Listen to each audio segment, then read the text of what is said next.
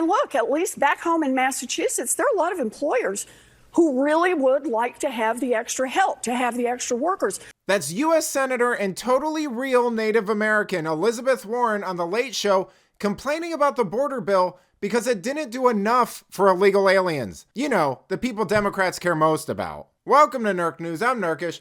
Today we're going to take a few minutes to break down this clip and a few others that perfectly highlight the priorities of the Democratic Party and which group of people they care about the most. Spoiler, it's not U.S. citizens. In fact, it's actually the bill the Republicans probably couldn't get under other circumstances. That's right. Because it doesn't have comprehensive immigration reform.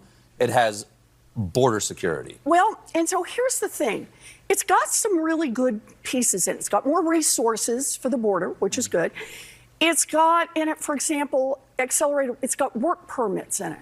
So people who are here, who are trying to get asylum, actually would be allowed legally to go get jobs. And that means, they could move out of shelters, they could pay taxes. And look, at least back home in Massachusetts, there are a lot of employers who really would like to have the extra help, to have the extra workers. So there's some good things in here. Oh, cool. Hold on. Let me get a pencil so I can take notes. You're saying that businesses actually like having foreign labor that they can exploit and pay low wages to? And this illegitimate workforce is more submissive and dependent on employers in the state? Oh, and you're sure this doesn't undercut the bargaining power of actual citizens or create a perverse incentive structure where businesses and politicians lobby for more illegals? Oh, well, this sounds too good to be true. I also want to say there's some things that are really missing here. You remember back during COVID that one of the things we all talked about were the essential workers who kept us all going. There was a lot of undocumented workers. And I worked on a bill with a lot of other people to say, let's create a path to citizenship for these undocumented workers. I don't want to bang a pan to say thank you. I actually want to say you have helped save this nation. You kept our food supply going, you kept our medical care going, you kept our trash pickup going. We are grateful, and we will show we are grateful by creating a path to citizenship. No one is talking about essential workers keeping us going. You were just doing that to virtue signal about a situation you guys put everyone in. That's an insane thing to say.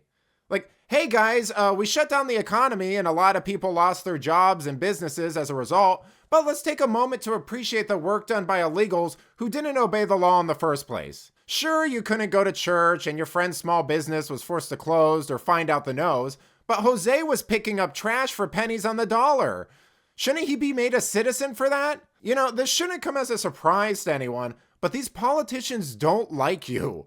You know, whether you're white or black or whatever, if you're an American citizen, you're an old toy being thrown in the trash because you're not useful anymore. They don't care about you. They're happy to divide us and stir tensions on whatever issues they can, while they focus on the group that's actually most important to them. So you are right that has been the Democratic strategy for 30 years, maybe, and it has failed to deliver for the people we care about most, the undocumented Americans that are in this country. My feeling is they should open the border, and just let them pour in, let everybody pour in, and then the answer, which is, well, then there'll be all these problems. Yes, there should be.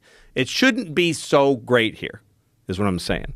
In America, it shouldn't be. It's a weird thing to sequester a certain group of people and try to keep upping their lifespan and their lifestyle. Okay, well, that's reassuring. You know, it's kind of funny that they keep telling us that all these illegal immigrants strengthen our country, but they never seem to do it for the countries they come from. They'll cut public services, they'll kick kids out of schools, they'll give them benefits, and they'll demand that you take them in while they get government assistance for it. Boston City Councilwoman Julia Mejia thinks more migrants can be placed outside of Boston. I think everybody needs to start opening up their doors because this is a shared responsibility. Stokes called the state to sign up to be a host family.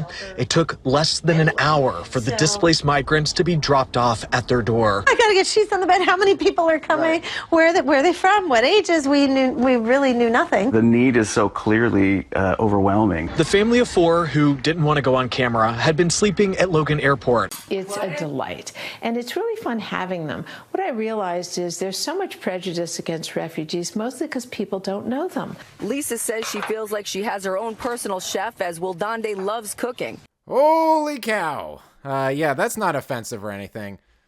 Look, this is a huge issue. People are waking up to this. Even liberals are starting to voice their concerns. And all these establishment Democrats can do is keep whining about how we're not doing enough for illegals because they want a subservient voting bloc to clean their house and make their food for less money. If that's the only argument they can muster, sorry, that's not going to cut it anymore. But let me know what you think. Should we be doing more for these people? Does Pocahontas have a point? Let me know in the comments. Until then, this has been Nerk News. Boy!